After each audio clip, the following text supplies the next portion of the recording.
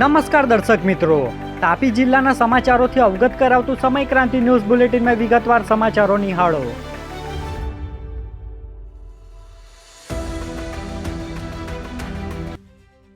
નિઝર પોલીસે 28 લાખની છેતરપિંડીના ગુનામાં સંડોવાયેલા આરોપીને પંજાબથી ઝડપી લીધો.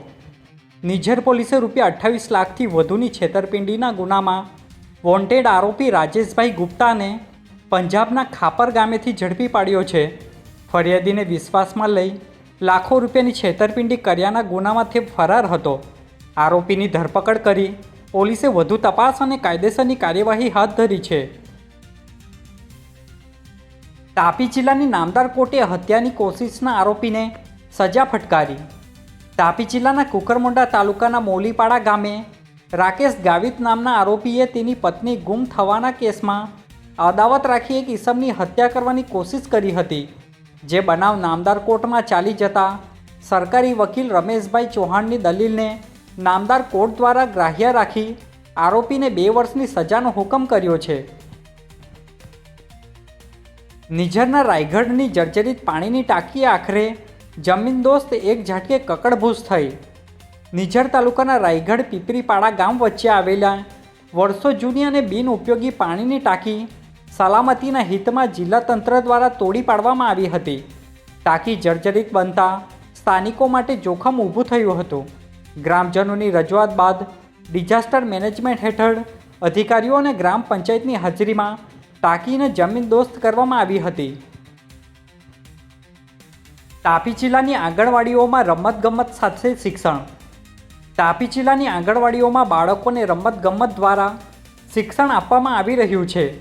આ પદ્ધતિથી બાળકોના સર્વાંગી વિકાસને પ્રોત્સાહન મળી રહ્યું છે અને વાલીઓ તરફથી પણ સારો પ્રતિસાદ મળી રહ્યો હોવાનું ICDS તાપીના ઇન્ચાર્જ પ્રોગ્રામ ઓફિસર તન્વી પટેલે જણાવ્યું હતું. તાપી જિલ્લામાં ખેડૂતો બીજા તબક્કાની ડાંગર રોપણીના કામમાં લાગ્યા. તાપી જિલ્લામાં સારા વરસાદ બાદ ખેડૂતો બીજા તબક્કાની ડાંગર રોપણીના કામે લાગી ગયા છે. વરસાદથી તૈયાર થયેલા ધરવાડીઓમાંથી રોપણી શરૂ થતાં ખેતરોમાં ખેતીની ચહલપહલ જોવા મળી રહી છે. વરસાદ આધારિત ખેતી કરતા ખેડૂતો અનુકૂળ વાતાવરણનો લાભ લઈ ઝડપથી રોપણી પૂર્ણ કરવા પ્રયાસ કરી રહ્યા છે. વ્યારાના ઘાટા દૂધ મંડળીમાં વૃક્ષારોપણ સાથે સુમોલ ડિરેક્ટરનું સન્માન. વ્યારા તાલુકાના ઘાટા ગામે દૂધ ઉત્પાદક સહકારી મંડળી દ્વારા વૃક્ષારોપણ અભિયાન યોજાયું હતું. આ પ્રસંગે વ્યારા તાલુકાના નવનિયુક્ત સુમુલ ડેરીના ડિરેક્ટર હસમુખભાઈ ગોવિંદભાઈ ગામિતનું શાલ ઓઢાડી સન્માન કરવામાં આવ્યું હતું. જેમાં ધારાસભ્ય સહિતના કાર્યક્રમમાં મંડળીના હોદ્દેદારો, સભ્યો અને ગ્રામજનોએ હાજરી આપી હતી. ઉકાઈ તાલુકાની સિંગપુરની 250 મહિલા ખેડૂતો પ્રાકૃતિક ખેતીની બની પ્રેરણા સ્ત્રોત. ઉકાઈ તાલુકાના સિંગપુર વિભાગ પ્રાકૃતિક ખેતી સહકારી મંડળીની 250થી વધુ મહિલા ખેડૂતોમાં પ્રાકૃતિક ખેતી અંગે જાગૃતિ ફેલાવી રહી છે.